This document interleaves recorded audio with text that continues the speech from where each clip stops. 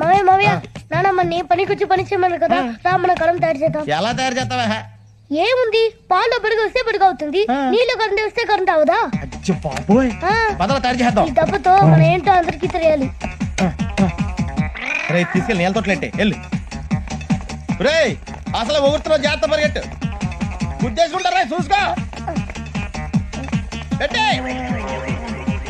రెడీయా? Ready, switch on.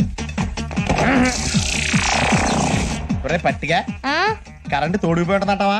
చూద్దాం, కంగారు పడుకో. నాకు మాత్రం ఏం తెలుసు, ఇదే ఫస్ట్ టైం కదా. అబ్బా సోపు మర్చిపోయానే. అన్నయ్య త్వరగా స్నానం చేయ, అసలు పడవ టైం అవుతుంది. సోపు మర్చిపోయాను రా. ఇది వాడుకో.